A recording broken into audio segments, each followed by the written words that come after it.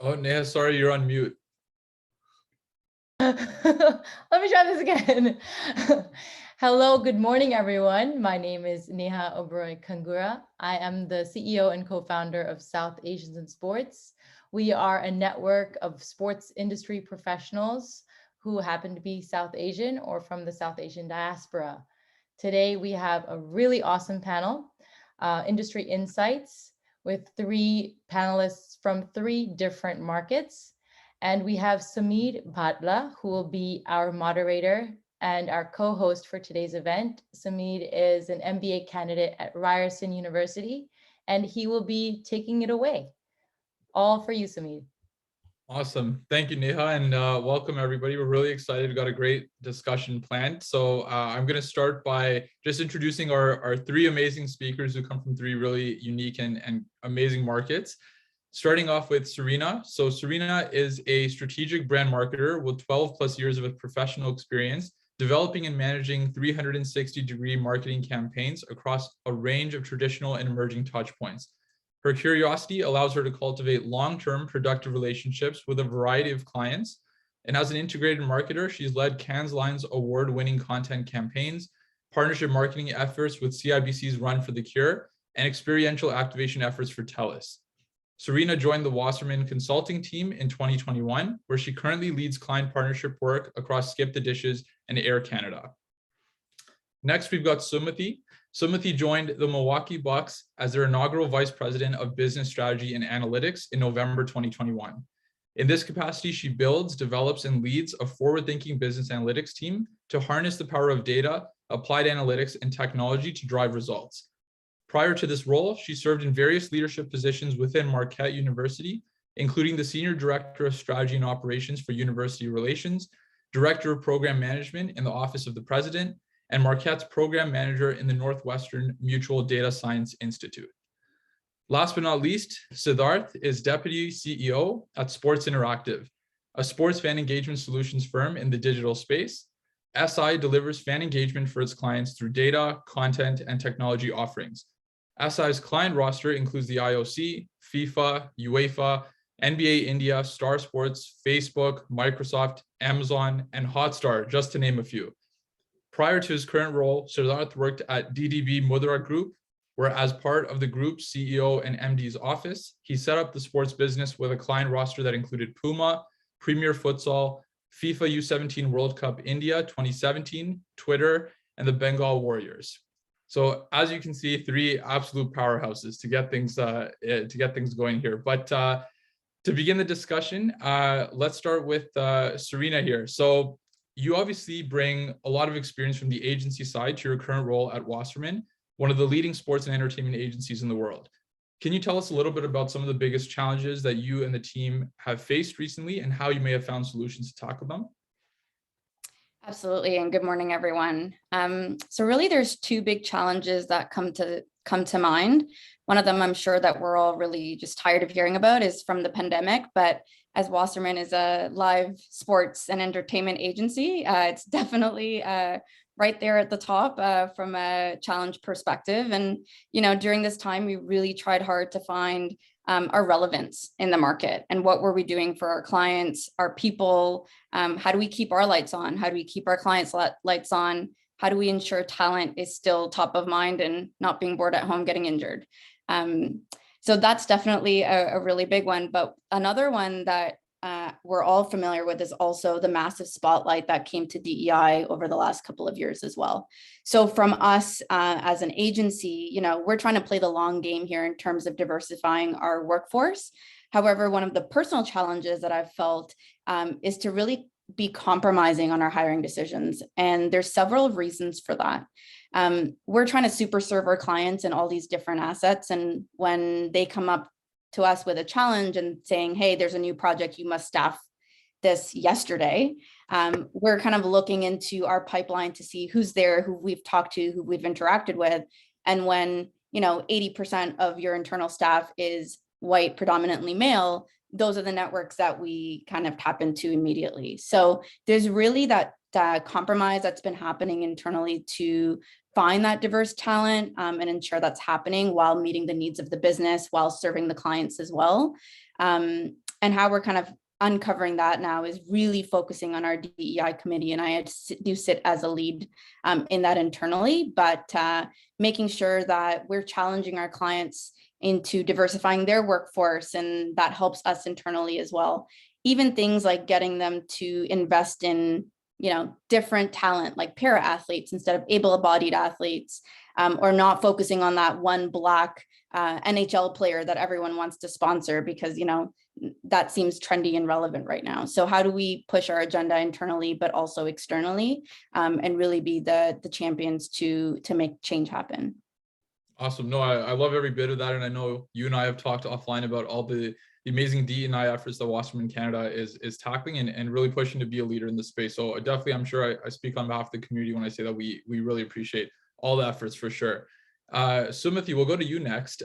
So obviously one of the most kind of talked about topics in sport business is really the importance of data and analytics when it comes to understanding your fans, evaluating partnerships, and really investing in new brand initiatives. So how are you and the Milwaukee Bucks utilizing data to engage with basketball fans? And as a little follow-up to that, what knowledge are you really bringing from healthcare and higher education that really helps you to ultimately succeed in your current role?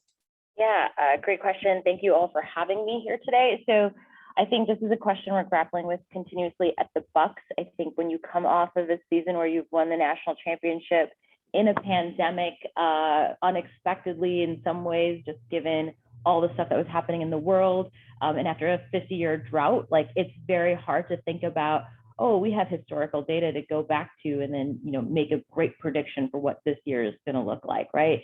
And so I think in many ways, I'm tempering kind of the expectations of what data can do for us right now, but also still maximizing whatever we have available to start informing next steps. So for us at the end of the day, right, like we won this championship. Our season ticket holder members have been very loyal to us as we moved into the next season, and suddenly, we had a great base of season ticket holder members.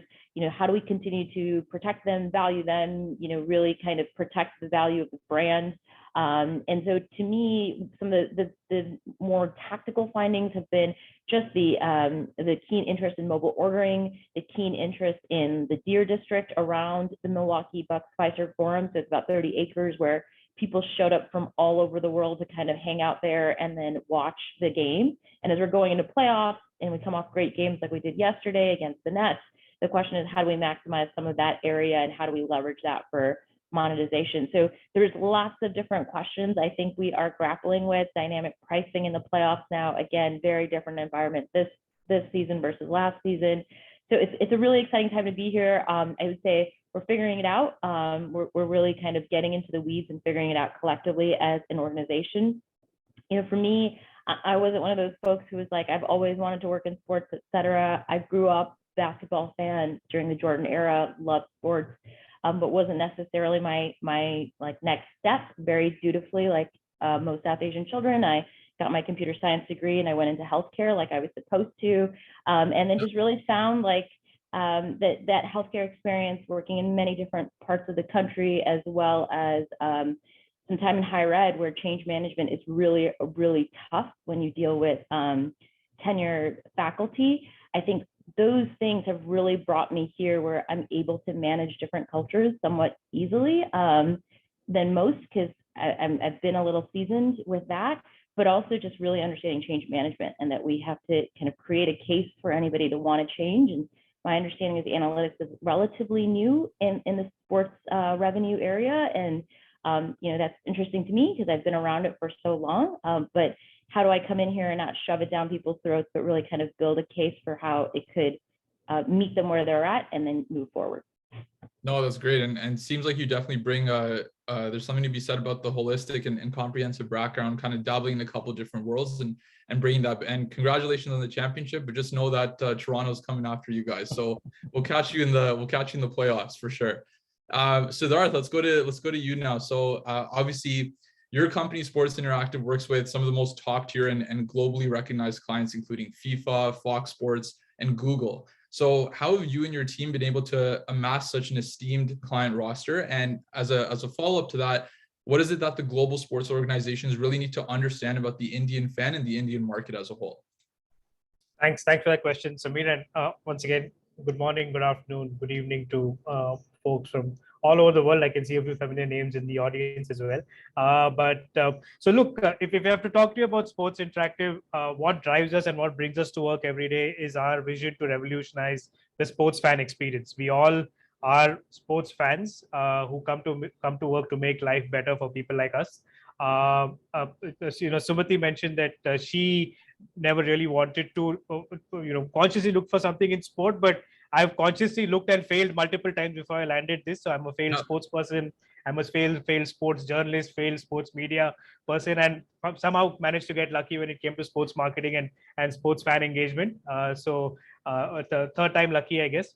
That's pretty much a lot of folks in our org as well, right? So we've built we're going to turn 20 this year.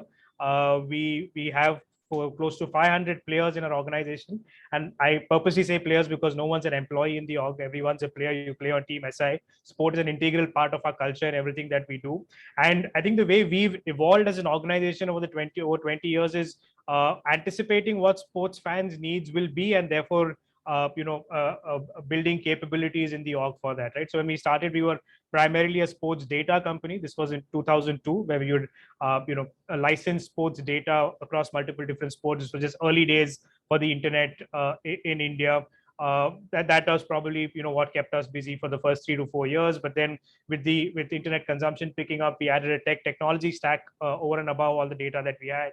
Started building websites, mobile apps, a lot of casual games, fantasy games, with the entire second screen behavior coming in over there. And that's what drove our second phase of growth. And then our third phase of growth, which is the past 5 to 7 years, apart from this data and technology, is our content business. Right now, every sports brand is thinking like a publisher, is thinking like a media house. How are you able to service the needs and the wants and requirements of fans on a daily basis? We've built an organization to work, specifically in sport. We work on a roster system. We are a 7-day-a-week, 365-day operation in terms of just providing live support, live coverage for all our clients across the board. Also ensuring that folks get downtime. Working in sport is not easy. That's one of the first things people need to realize, and we have honest conversations with people who are wide-eyed coming into the org and say, wow, this is my dream job. I think it's also important to realize that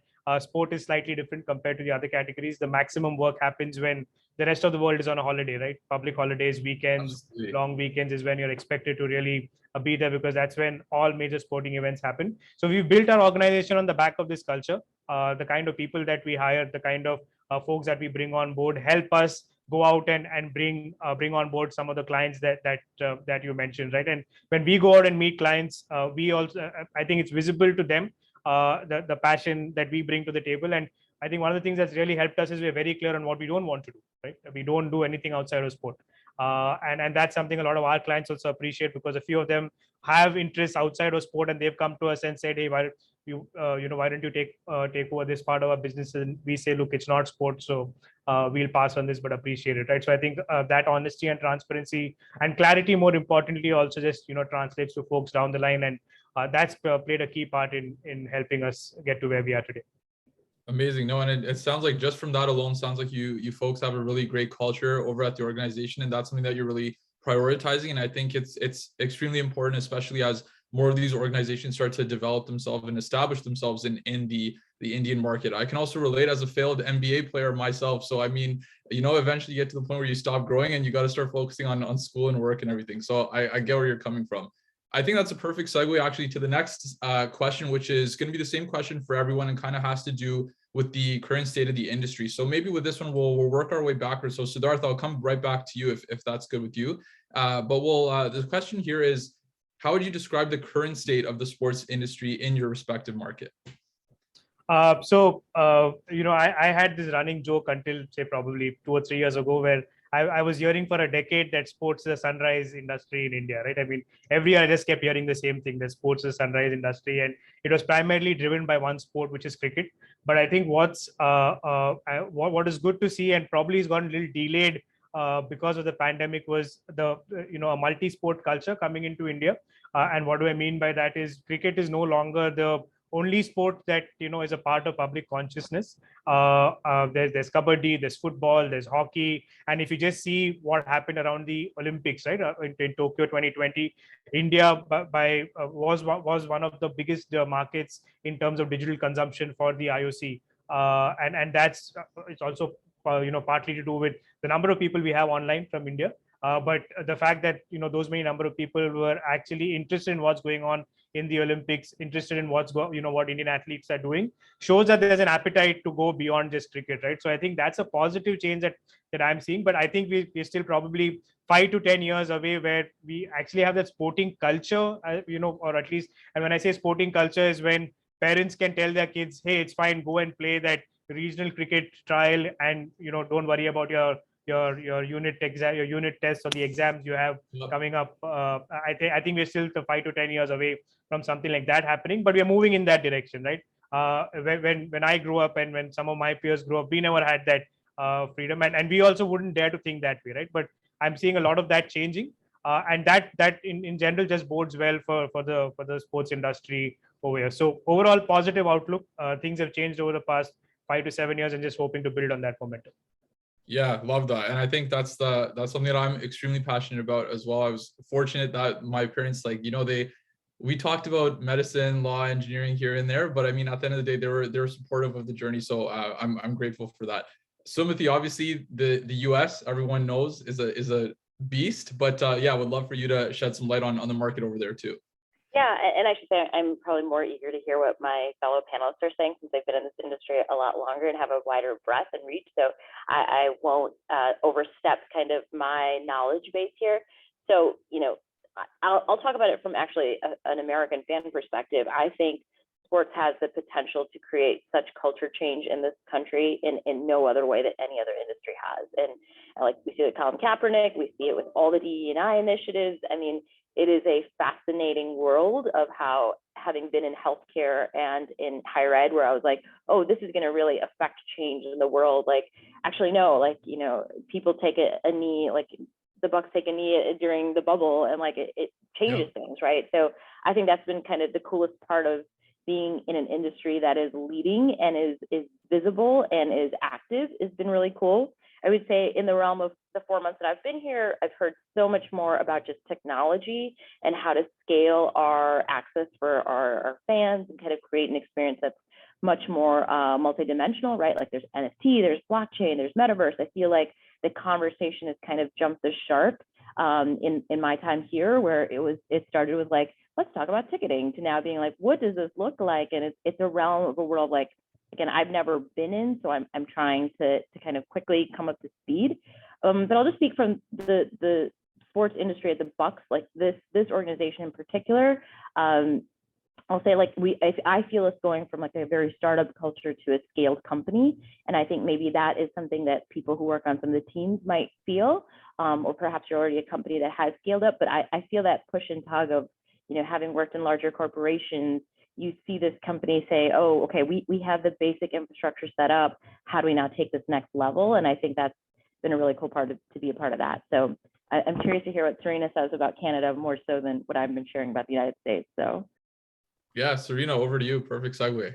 Yeah, and I almost echo it. I think, the industry is such a driver of change, and these cultural sparks that we continue to kind of wean in on, from memes to social and all these things, they're driving from a huge market of sports. And during the pandemic, we've just proved to ourselves that the human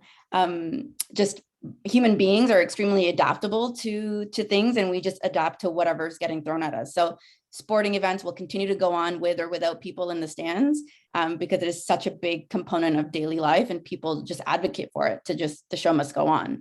When you take things like the World Juniors, for example, in this past December that just got canceled, they've rescheduled it to August, which is crazy to think that we're going to have an ice hockey game in the middle of the summer. But here we are, trying to figure it out because the show must go on. And I think that just shows the power of the sport. It will never get canceled.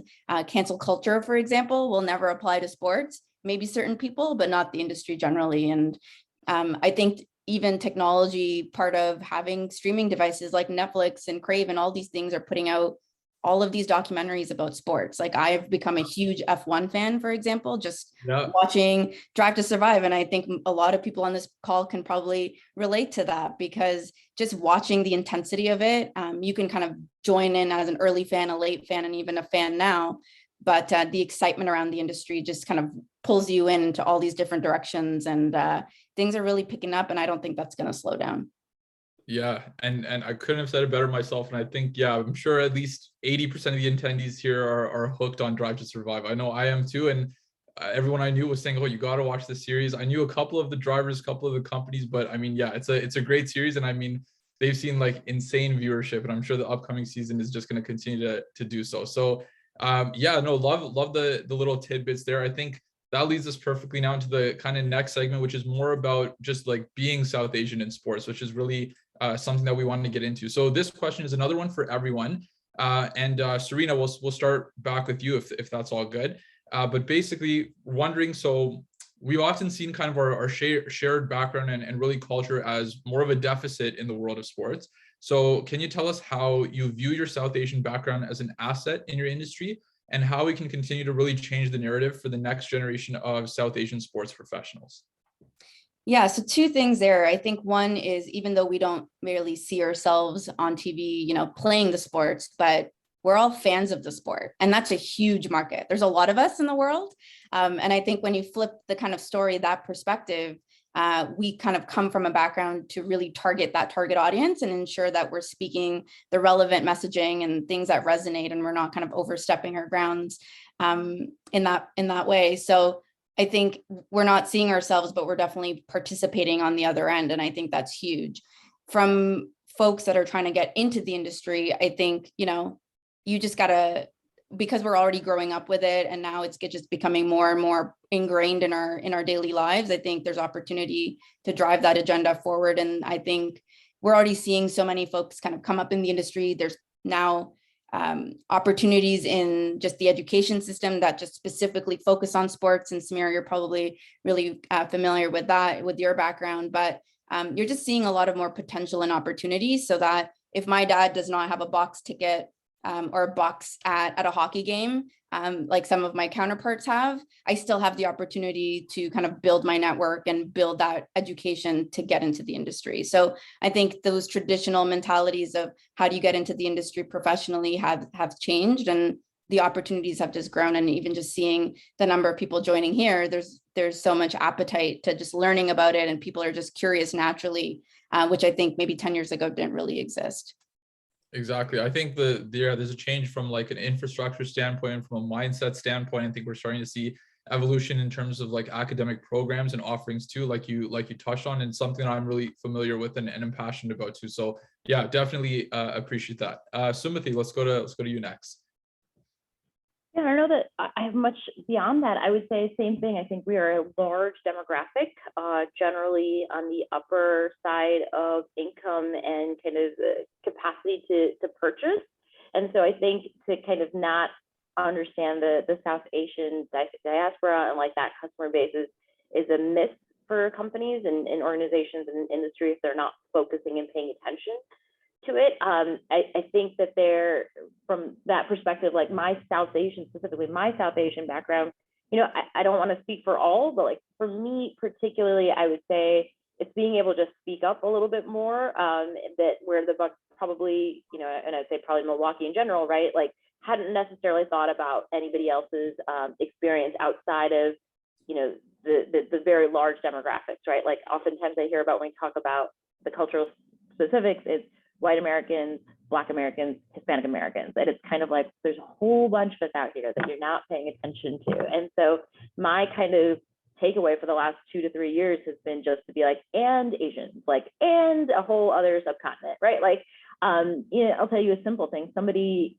I think they thought that there was this great like t-shirt logo, and it was actually in Arabic. And they were like, look at this lovely logo that's in Sanskrit. And I was like, I don't think you know what you're talking about, right? So like on a very like normal day to day, I was like, wow, like, and I look at the Bucks, like I think there's maybe 2 other South Asians here. So like no one else would have caught that error before everyone went out being like, Sanskrit, and like clearly on the other side of the spectrum. So So it's just been interesting for me to kind of keep poking at, let's not just think of the expansive world as just filling in these three buckets, but like, let's think about other populations and kind of what they bring. And just on a personal note, I'll say, you know, my parents, just probably what some other folks have said, right? Like, we're hardworking immigrant family, was just like, get in, get your hands dirty, like work as hard as you can and keep climbing. And I would say that's helped me a ton in regardless of the industry, but especially in an industry where there's far fewer of people like me. It's been like, all right, like I can do this, like let's just figure it out, you know, and just keep moving. So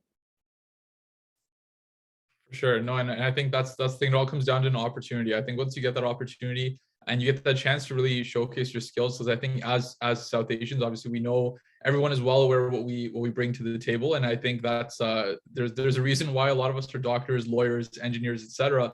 So I think there's a lot of transferable skills, and the passion is there. Like you said, it's about targeting. These are individuals who have the capacity to spend, and they want to attend these games, and they want to engage in these events and initiatives. So definitely a lot of value there.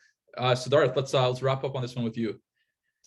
Yeah, I actually have, I'll answer this from a slightly different perspective. It's actually been very, very eye-opening to hear, both perspectives so far. What I can talk about from personal experience is what it takes for a South Asian company to actually go global.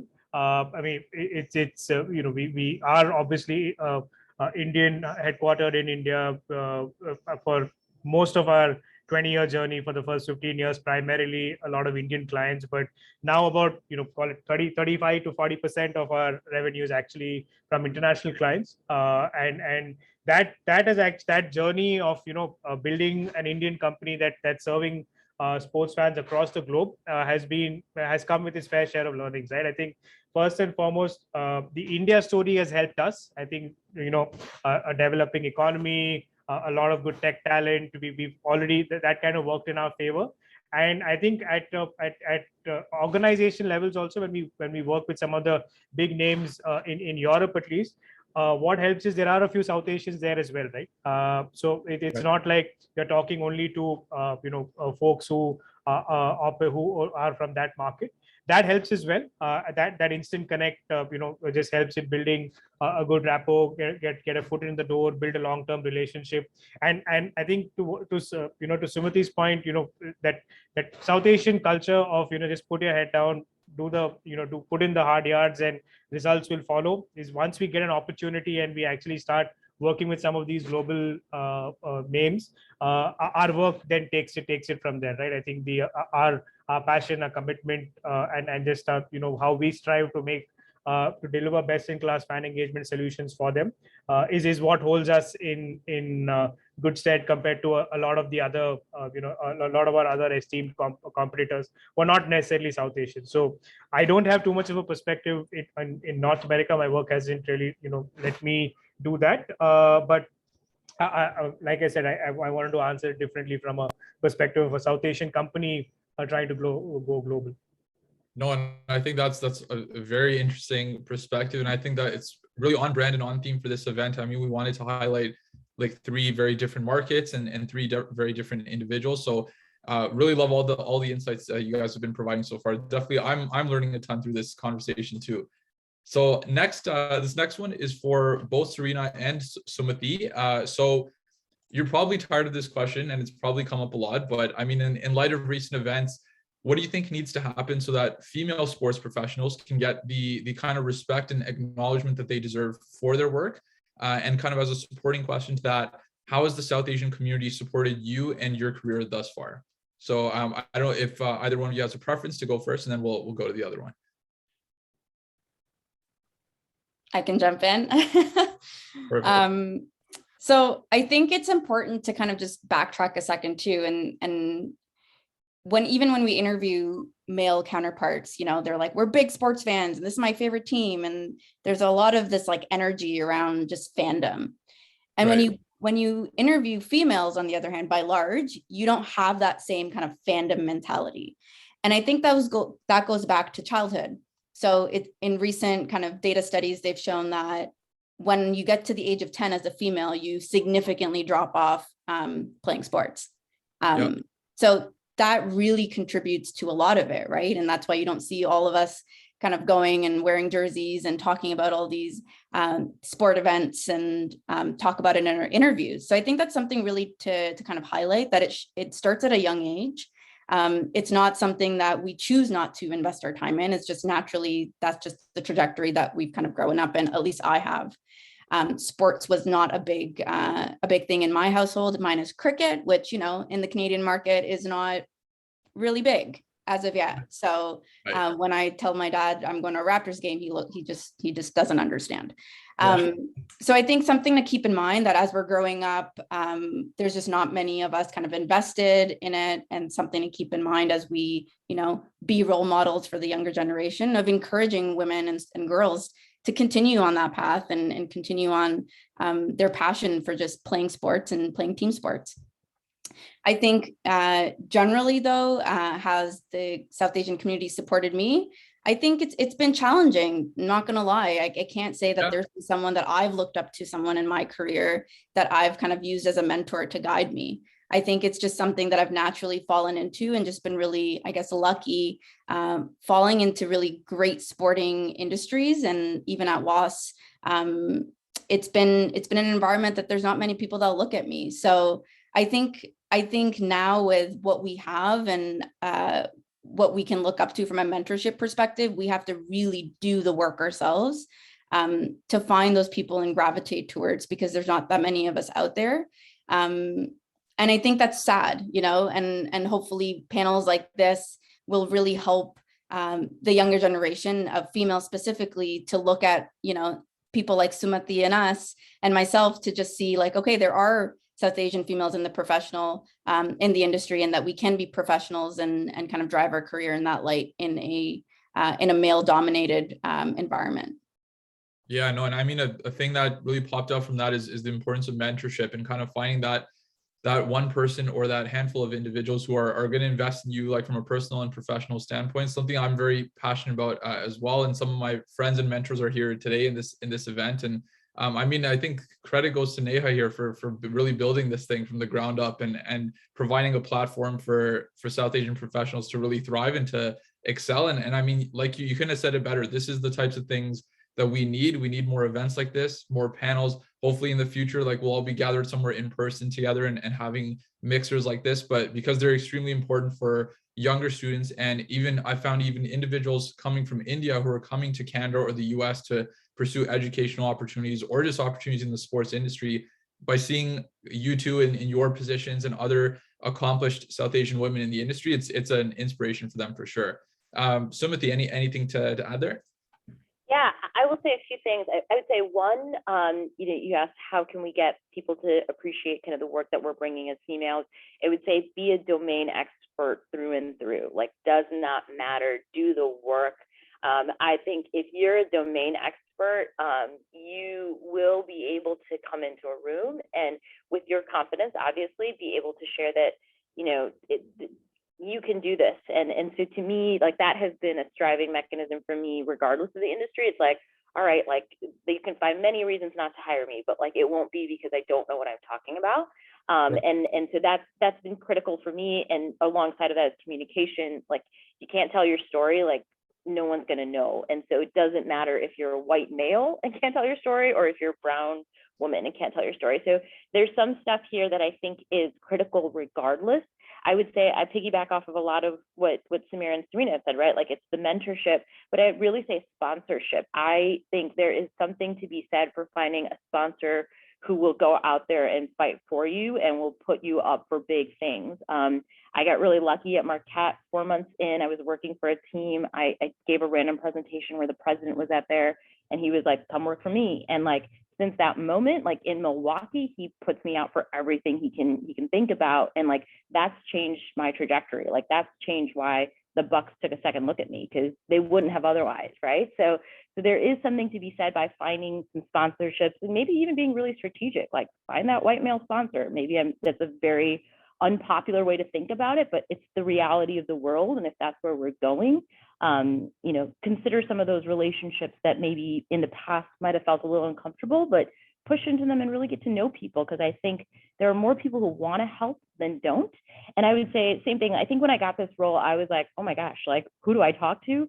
Like, who do I tell? Like, I don't know that I'm really doing this right, but like, can someone help me? And I randomly like Googled South Asians or Asians in sports, and SAIS came up. And then I reached out to Neha, and Neha's been very much a sponsor and a champion. She put me in touch with Dan Ghosh Roy, who works on the media side of things. And he would tell me how he like worked with Beyonce. And I was like, okay, if you can work with Beyonce, like I can do this job. Like it's going to be okay. Yeah. And then like Dave Shetty, who's like the head of Instagram sports. So like, and then every one of those folks who I've talked to have been nothing but like, just call me, like, you know, feel free. And to me, that's been such a joy to be able to say, okay, like I can talk about this with a group of people who aren't going to judge, or who aren't going to, who are also like, you know, equally invested in me to kind of do well, because it helps all of us.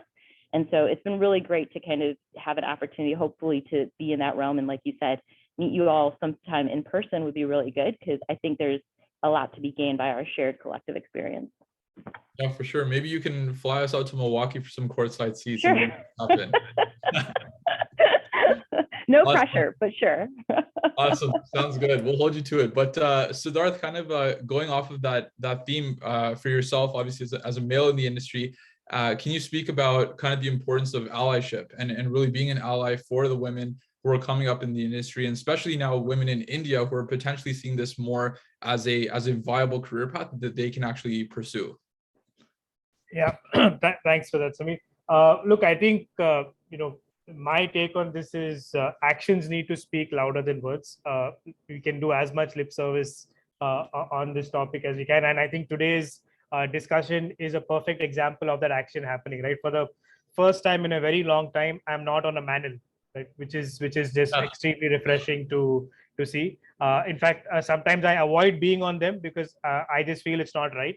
And I think small actions can lead a long way, right? And I can tell you what we are trying to do as an org. And look, I'm completely cognizant of the fact of how privileged I am to be a male working in the industry, and the kind of access I have, and I want to ensure that, you know, I can do something similar and make it easier for other people, especially women in the industry. And it's not something I knew 10 years ago, right? I think this is a learning process for all of us. I'll be honest enough to admit it. I've learned a lot along the way. So what we are trying to do as an org is, you know, we are approaching this problem both ways, you know, top down and bottom up, where we have 500 players in the org. We're going to, you know, grow from 500 to 600, 700 in the next couple of years. We want to ensure we are ensuring that, you know, we are an equal opportunity employer.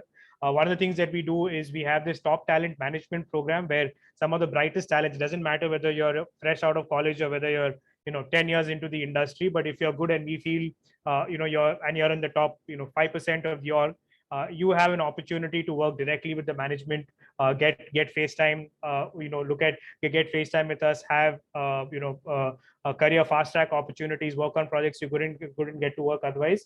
And about 40 to 50% of folks in that TTMP program, the Top Talent Management Program, are female, right? Which I think is speaks, and they are genuinely some of the smartest folks in the organization. So for me, the way you know, I look at it, and the way the management team looks at it, is there's a massive untapped potential. How do we just ensure that we are able to reach out and you know, let them know that there are opportunities for you in sport? Like I can give you one example. One of the smartest people on our content team is a former India junior hockey team player, right, who had to give up the sport because of injury, but she's one of the smartest folks on our team, and we've ensured that she's got all the opportunities, and she's all of 21 years old, right?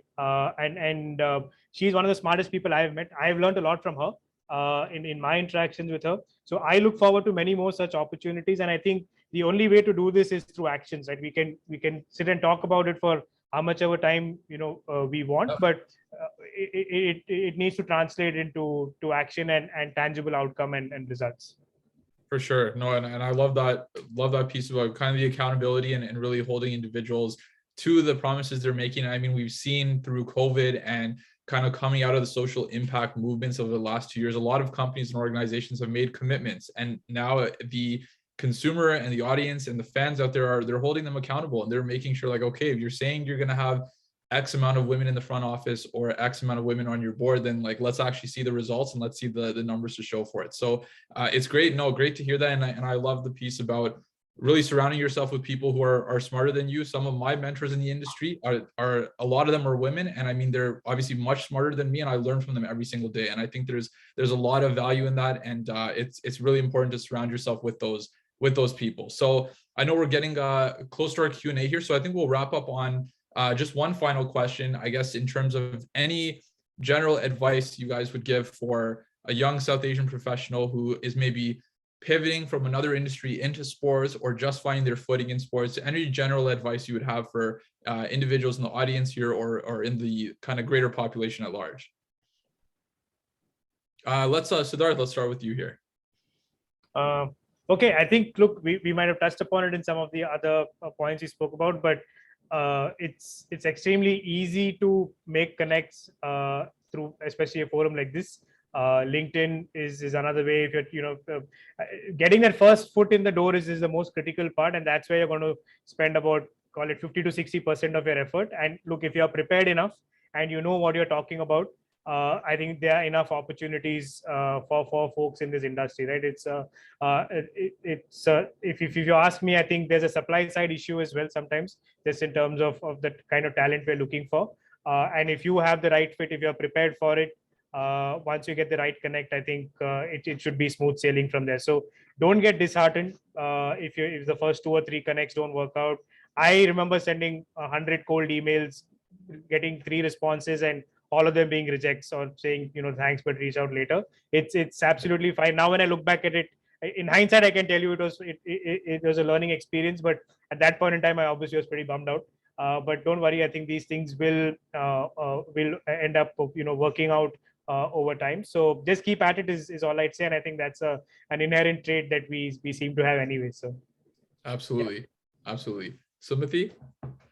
Yeah, I think I echo Siddharth's comments. Like, networking is critical. Meet people, talk to people, learn, find where your skill sets meet what the organization is looking for, or their organization is looking for.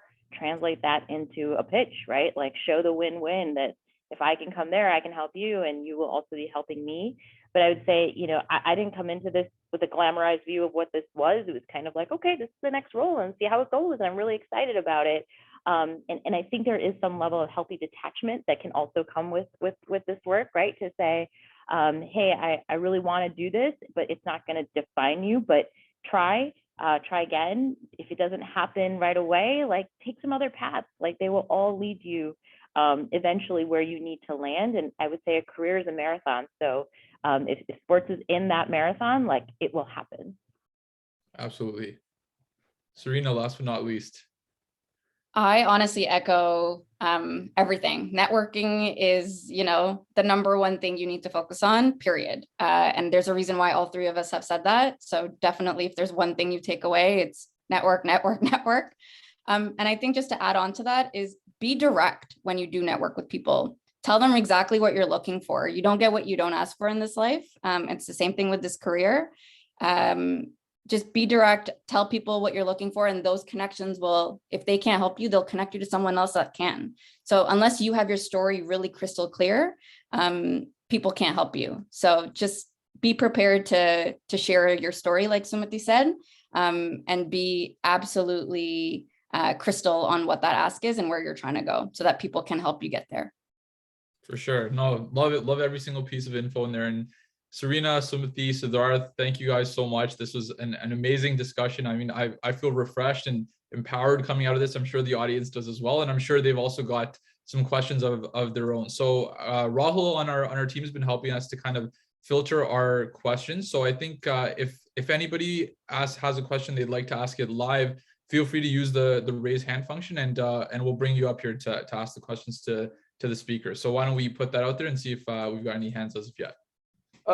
So great insights. And yes, Samir, we do have a few people who want to ask questions. I think we'll go first with Keshav. So Keshav, please unmute and proceed with your question. Yeah, sure. Thanks everyone for taking out your time and briefing everyone.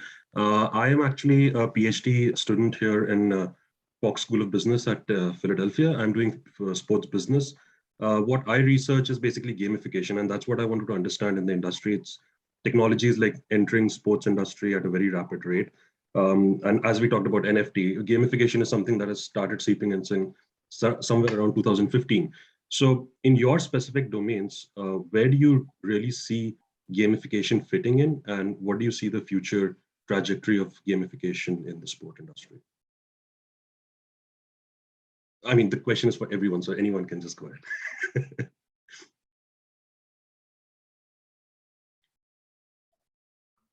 I can maybe touch on the esports landscape. I think that's something that I have a little bit of familiarity with. It's definitely an industry that I'm really learning and trying to understand how the sport works and what it entails. But, you know, our clients really frequently get sponsorship opportunities to invest in esports. And it feels like an emerging industry that a lot of people aren't really tapped into, or the people that are really protecting it and haven't shared the love on Netflix yet for people like me to really understand it.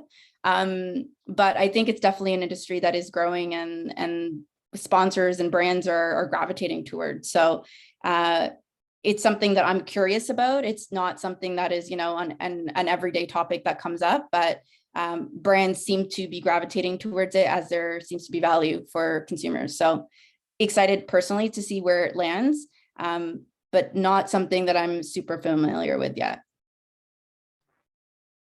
I'm happy to just add on to that. Look, gamification is, if you ask me from a fan engagement perspective, going to be a core part of any rights holder strategy, if it already isn't, right?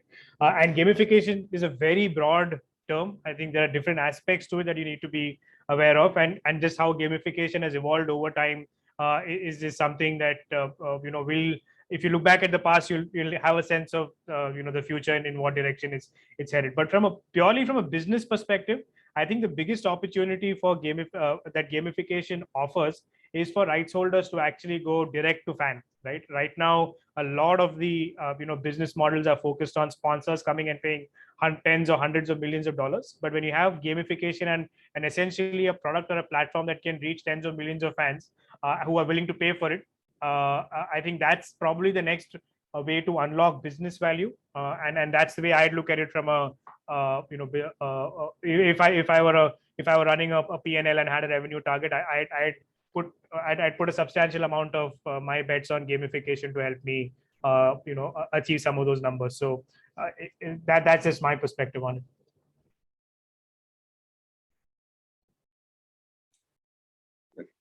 Thank you so much. Yeah, I mean, I might have follow-up questions because I'm actually doing an entire dissertation around it, and the reason I was asking this question is because gamification is like getting introduced in a lot of industries. Healthcare, for example, is like has included gamification in physiotherapy and stuff like that. But in sports, what I've seen, at least in the research part, is purely fitness. So if you look at Fitbit or Nike Watch, which, you know, gives you points, badges, and all that to make your exercise fun. It's not really being shown in research, at least in the sports domain. So if possible, I might like reach out to you later as well to just have a deeper conversation on this. I don't want to like hold everyone else back. Yeah, that's no great question. I think for the sake of the discussion, we'll keep it rolling, but feel free to connect with the speakers after the fact. So thank you, sir. Let's get, I think we've got Dev next. I'll get you up here. We have Sean who has the next question. So okay. Sean, please. Okay, Sean. Proceed with it. Cool. Thank you, guys. I guess I have two different questions, but I think maybe I'll start with the second one, which is, we've had a lot of conversations and we keep hearing about how there aren't that many Indians or South Asians in sports. However, we've seen a huge uptick in college athletes over the last decade. How can we as a community do a better job of amplifying those, right? Instead of the net sum zero of there's no professionals, therefore there's no Indians in sports. Whereas we're seeing a bunch playing the Ivy League. We've got Ryan Agrawal going to Stanford in the fall. You know, we have a great Indian athlete who's at University of San Diego, and she's crushed it in her first year. How can we bring more amplification? What kind of responsibilities are you guys seeing in that space?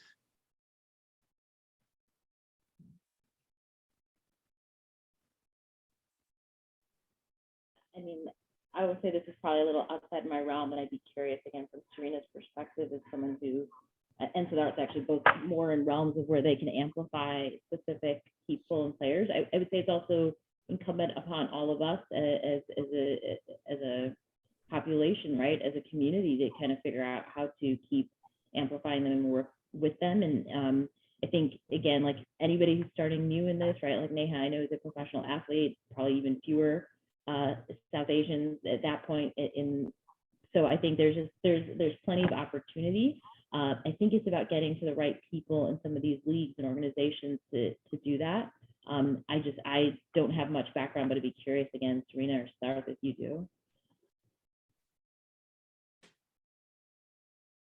Serena, you want to go for it?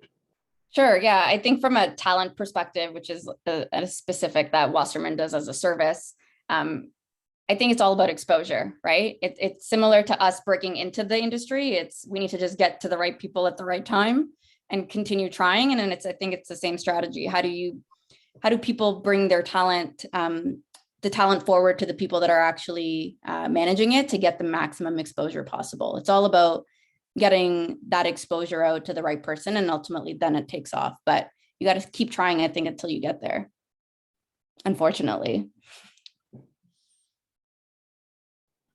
Yeah, I mean, I think you need the one catalyst, one superstar to the Yao Ming equivalent, if you could call it that. And again, I've seen that happen in India for certain sports which are non-cricket. Neeraj Chopra winning the gold at javelin just made javelin the most searched for sport in India for that period, and a lot of people understood the nuances of it. Similarly, for other Indians who do well on a global stage. So I think it requires that, one or two superstars coming through, and then that's how it basically opens the pathway for the rest. And I think, and you need to understand it's a long-term journey.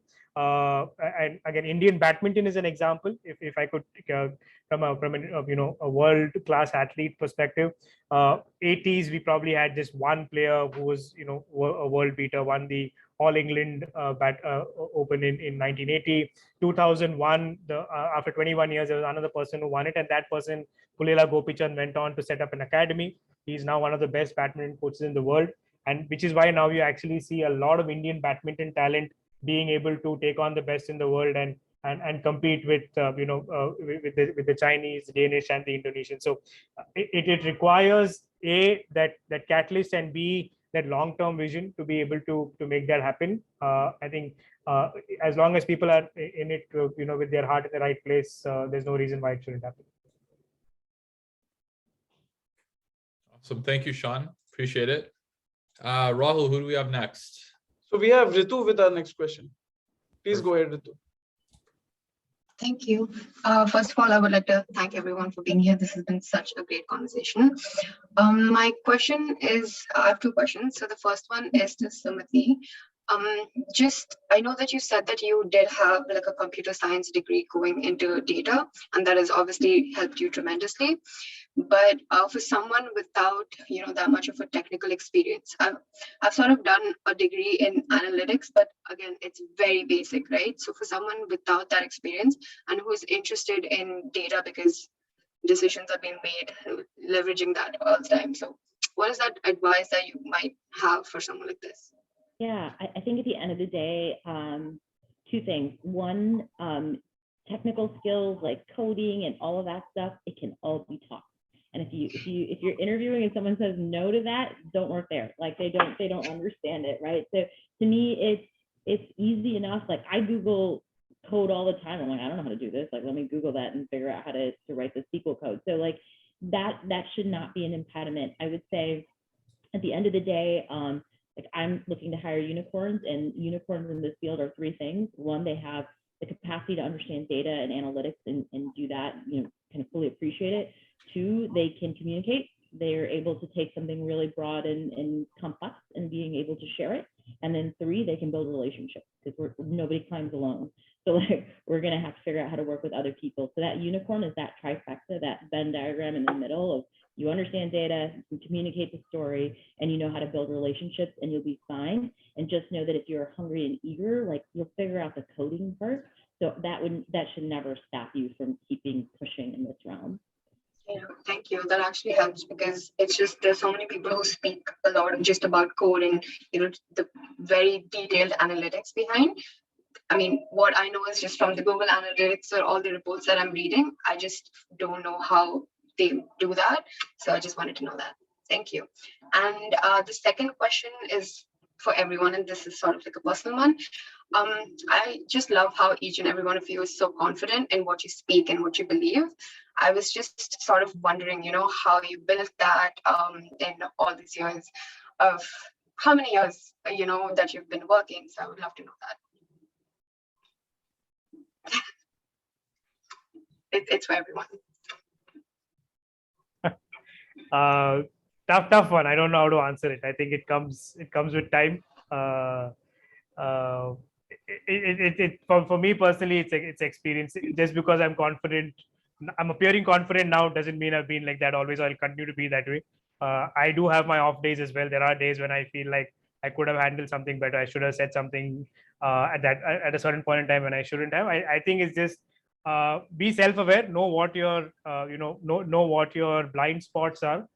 Know what you don't know and be ready to accept it. And saying that with confidence earns you a lot of respect. Is what I've learned, right? I think saying I don't know versus trying to faff around to win someone else's respect, that's something I've always lived by, and I've just seen that it just helps build much more authentic relationships with people across the board, and that's just what's worked for me. So I don't know if that answered your question. I have a question for you though. What are you counting down the days to in your background?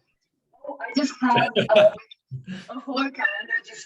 I'm in my last semester, so I'm going to be graduating soon, and I just have everything written because I'm also starting a job. So just work timings, assignment schedules, everything is there. You're on the right track. All the very best. Thank you so much.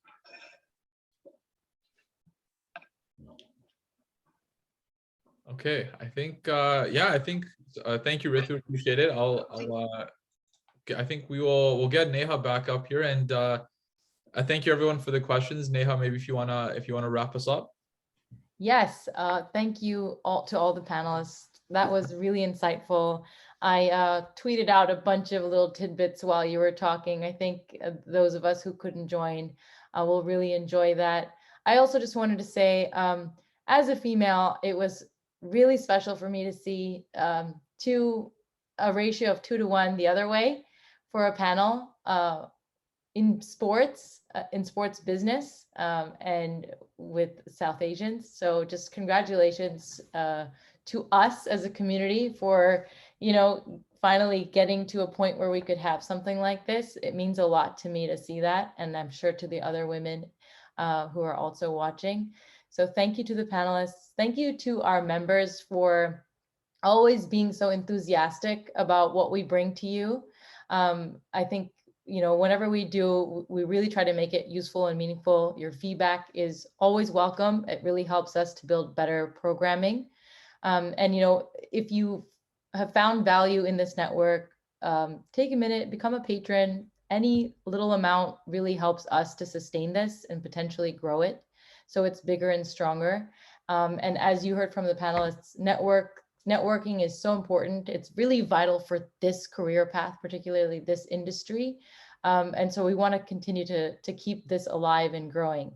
Thank you, everyone. A big thank you to Samir for carrying this, organizing this. I think whoever gets to hire Samir will be very lucky. He's extremely professional, and I just wanted to embarrass him publicly for a minute and say, thanks for that. What an amazing professional you are, and a really great event. Thank you all. Thank you, everyone. Really appreciate it. Best of luck and stay in touch. Thank you, everyone. Thanks for having us. Thank you. Thank you, guys. Take care.